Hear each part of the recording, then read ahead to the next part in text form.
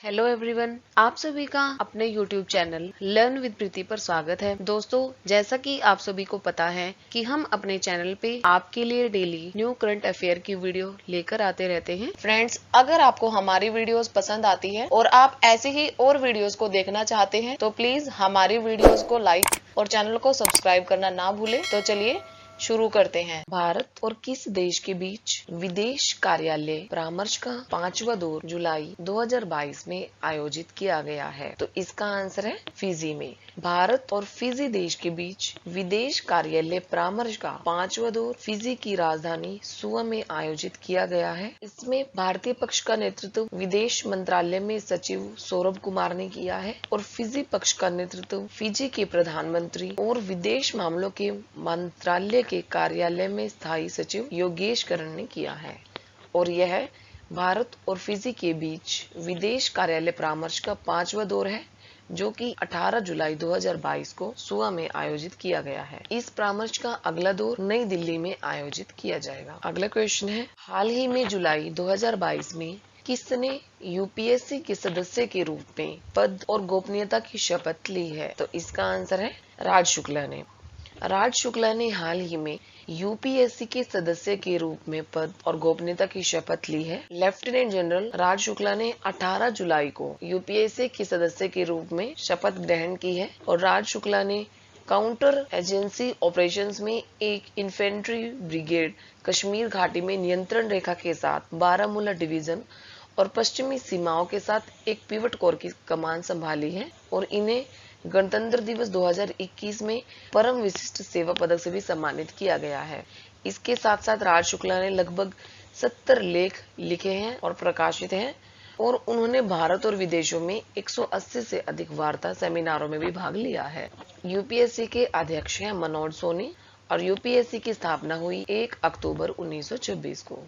अगला क्वेश्चन है, हाल ही में किसने भारतीय ओलंपिक संघ और अंतर्राष्ट्रीय हॉकी महासंघ के अध्यक्ष पद से इस्तीफा दे दिया है? तो इसका आंसर है नरेंद्र बत्रा ने। हाल ही में नरेंद्र बत्रा ने भारतीय ओलंपिक संघ और अंतर्राष्ट्रीय हॉकी महासंघ के अध्यक्ष पद से इस्तीफा दे दिया है। नरेंद्र बत्रा ने 2017 में पहली बार भारतीय ओलंपिक संघ का कार्यभार संभाला था और नरेंद्र बत्रा 2016 में अंतर्राष्ट्रीय हॉकी महासंघ के अध्यक्ष बने हैं और पिछले साल ही दूसरे कार्यकाल के लिए इन्हें इस पद के लिए पुणे चुना गया था। और अब भारतीय ओलंपिक संघ के कार्यवाहक अध्यक्ष के रूप में अनिल खन्ना को नियुक्त किया गया है। भारतीय ओलंपिक संघ का मुख्यालय है नई दिल्ली में और इसके प्रधान सचिव हैं राजीव मेहता। अगला क्वेश्चन है, नीति आयोग और विश्व खाद्य कार्यक्रम ने एशिया और किस महाद्वीप में बाजरा को मुख्य धारा में लाने के लिए mapping and exchange of good practices नामक एक पहल शुरू की है? तो इसका आंसर है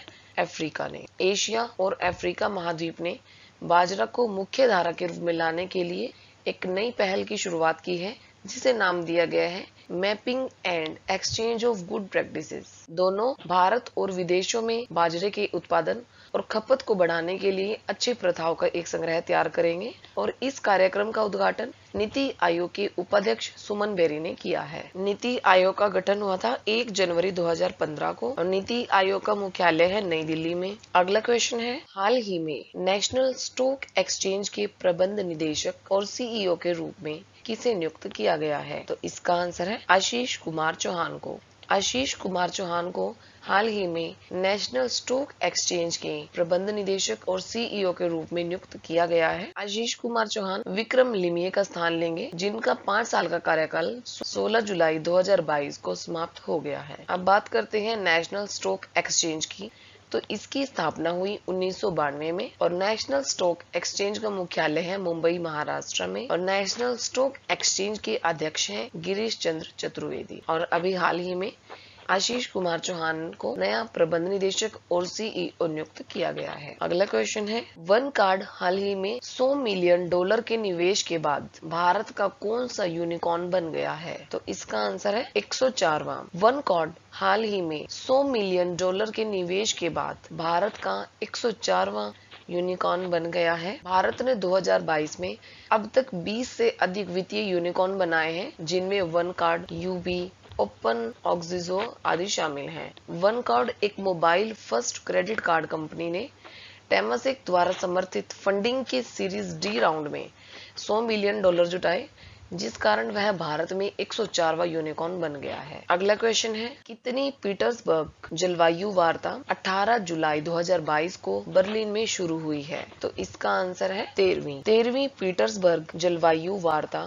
18 जुलाई 2022 को बर्लिन में शुरू हुई है। जर्मनी और मिस्र 2 दिवसीय अनौपचारिक मंत्री स्तरीय बैठक की अध्यक्षता कर रहे हैं, जो 2022 की वार्षिक जलवायु बैठक के मेजबान हैं। 2010 में अपनी स्थापना के बाद पीटर्सबर्ग वार्ता ने मंत्रियों के लिए राजनीतिक सहमति बनाने के लिए एक मंच के रूप में कार्य किया, जो इस वार्ता में प्रगति को रोकने वाले मुद्दों पर मतभेदों को हल करने में मदद करती है। और यह 13वीं पीटर्सबर्ग जलवायु वार्ता 18 जुलाई 2022 को जर्मनी की राजधानी बर्लिन में शुरू हुई है। अगला क्वेश्चन है, निम्न में से किस केंद्रीय मंत्री ने हाल ही में कोलकाता में हुगली नदी में चौथा P-17A stealth frigate Dunagiri launch किया है?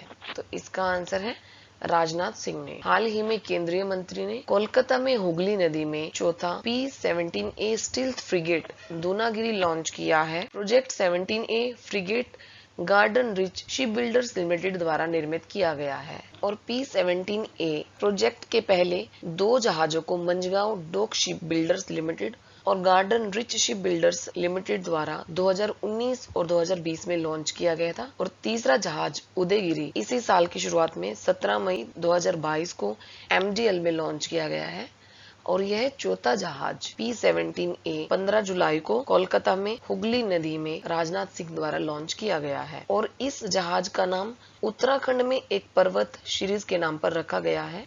दूनागिरी P-17A फ्रिगेट का चौथा जहाज है। अगला क्वेश्चन है, भारत के किस शहर को शंघाई सहयोग संगठन की पहली सांस्कृतिक और पर्यटन राजधानी घोषित किया जाएगा? तो इसका आंसर है वाराणसी को। भारत के वाराणसी शहर को शंघाई सहयोग संगठन की पहली सांस्कृतिक और पर्यटन राजधानी घोषित किया जाएगा। शंघाई सहयोग संगठन एक यूरेशियाई राजनीतिक, आर्थिक और सुरक्षा गठबंधन है। यह संगठन शंघाई 5 का उत्तराधिकारी है, जिसे 1996 में स्थापित किया गया था और इसके गठन की घोषणा 15 जून 2001 को की गई थी और दिनांक 7 जुलाई 2002 को शंघाई सहयोग संगठन चार्टर पर हस्ताक्षर किए गए, जो कि 19 सितंबर 2003 को लागू हुआ था। अभी वर्तमान में शंघाई सहयोग संगठन में 8 देशों में विस्तारित हो गया है और ये देश हैं चीन, कजाकिस्तान, किर्गिस्तान, ताजिकिस्तान, उज्बेकिस्तान, रूस, भारत और पाकिस्तान। भारत और पाकिस्तान को शंघाई सहयोग संगठन की सदस्यता 9 जून 2017 को मिली थी। अब इसमें भारत के वाराणसी शहर को पहली सांस्कृतिक और पर्यटन राजधानी घोषित किया गया है और इसमें अब सदस्य देशों को बारी बारी से मौका दिया जाएगा। यह पहल 8 सदस्य देशों में लोगों से लोगों के बीच संपर्क और पर्यटन को बढ़ावा देने के लिए की जा रही है। अगला क्वेश्चन है, हाल ही में किस राज्य की मुख्यमंत्री द्वारा बियॉन्ड द मिस्टी वेल पुस्तक का विमोचन किया गया है? तो इसका आंसर है उत्तराखंड के मुख्यमंत्री द्वारा। उत्तराखंड के मुख्यमंत्री पुष्कर सिंह धामी द्वारा उत्तराखंड के मंदिरों पर सुश्री आराधना जोहरी द्वारा लिखित पुस्तक beyond the misty veil temple tales of Uttarakhand का विमोचन किया गया है। Sushri Aradhana Johri senior IAS officer है और यह पुस्तक देश विदेश में उत्तराखंड के दिव्य मंदिरों के प्रामाणिक परिचय के रूप में जानकारी देती है। उत्तराखंड के पौराणिक मंदिरों पर आधारित यह पुस्तक हमें हमारे संस्कृति और पौराणिक कथाओं के बारे में जानकारी देती है। आज का क्वेश्चन आप सबके लिए ये रहा, 16 जुलाई से 14 अगस्त 2022 तक भारत रंग महोत्सव के कौन से संस्करण का आयोजन किया जा रहा है? तो इसका आंसर मुझे कमेंट करके जरूर बताइए। तो फ्रेंड्स, आज की बात यहीं तक रहेगी। आशा करती हूँ कि आप सभी को वीडियो अच्छी लगी होगी। अगर आपको वीडियो अच्छी लगे तो प्लीज हमारे चैनल को लाइक, शेयर एंड सब्सक्राइब जरूर करें और ऐसी ही न्यू वीडियोस के लिए हमारे चैनल को देखते रहें। जल्दी ही मिलते हैं एक और नई वीडियो के साथ और वीडियो देखने के लिए आप सभी का धन्यवाद।